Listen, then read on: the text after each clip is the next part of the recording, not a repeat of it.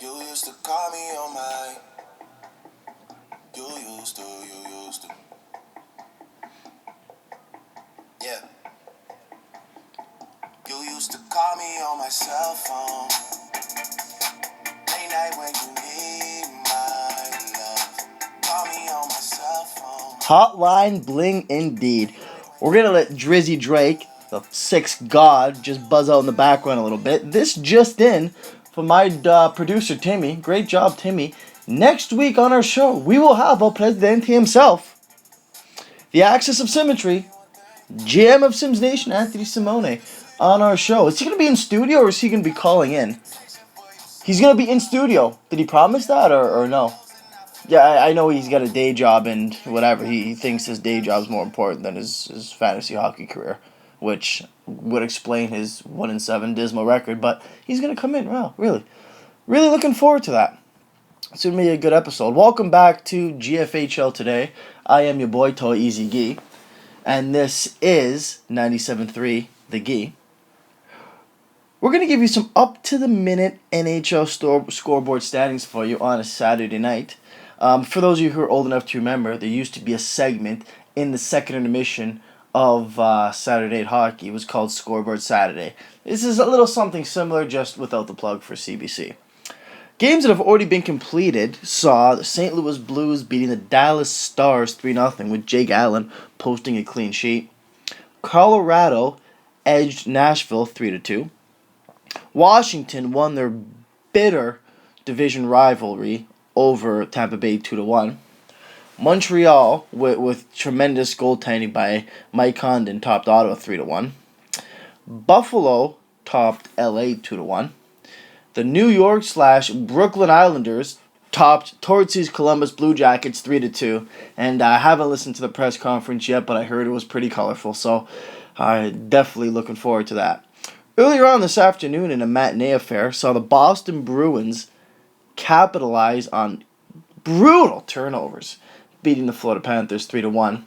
You know, that was one of those games for myself where I started Tuukka Rask and Roberto Luongo, and Tuukka Rask's shutout was broke late in the third period, which, to much of my chagrin, didn't really help me. Games that are still underway after one see the New York Rangers on a goal by JT Miller ahead of the Calgary Flames 1-0.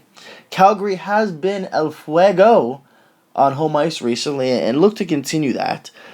We have the Minnesota Wild tied with the San Jose Sharks at 0s. And after 2 periods of play in Arizona, the Arizona Coyotes are losing 3-1, trailing the Carolina Hurricanes. And, that's one of those matchups would be just a dismal Stanley Cup final. My God, could you imagine the attendance? Dressed like a seat day in Carolina and Arizona, I tell you that much. But that's nor here nor there. Moving right along, our producer Timmy's kind of giving me the here we go, let's go, got to pick it up pace. First podcast and you're already getting here. You're short on time. I feel like I'm grapes on a Saturday night. I tell you that much already. A few hot topics still to get to. We're going to go over the waiver wire and then we're going to get to the best rant. Now, as I said earlier, we have a WhatsApp chat group for our fantasy hockey, and a lot of times players, if they feel the necessity to go out and put a rant together or to go out and voice a concern or opinion or just waste up everybody's free minutes like the rat likes to do and free messages, that's where you do it. And I'll get to the best rant.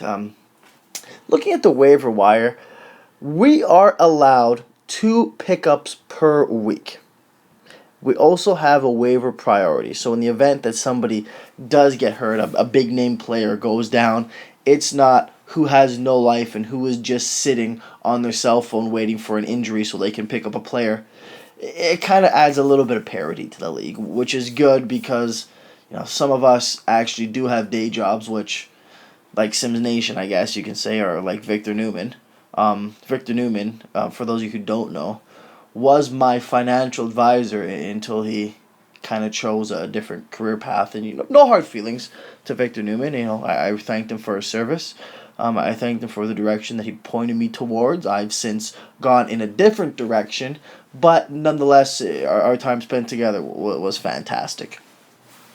So, the waiver wire pickups were as follows. On December the 12th at 1:23 p.m., Kings for Life, the goalie fanatic, added Antiniemi and dropped Antti Raanta. Why he'd have Antti Raanta on his roster is beyond me, but that's the Kings for Life for you. On December 11th, Sims Nation picked up Cal Palmieri, which is a left-right winger, swapping him for Bo Bennett, which is also a left-right combination. On December 11th, Victor Newman, or Doc, picked up goaltender Michael Neuvirth, dropping Hampus Lindholm, which is defenseman for the Anaheim Ducks, who plays alongside Sami Vatanen, but kind of doesn't get a lot of the points Sami Vatanen does get. Moving right along, Sims Nation also picked up Bo Bennett and dropped Patrick Hornquist. And the last waiver wire transaction we're going to bring to you is Anders Nilsson was picked up by the Kings on December 9th, dropping Wayne Simmons. Now, Philadelphia is in one of those situations where they really don't have all too much going on right now.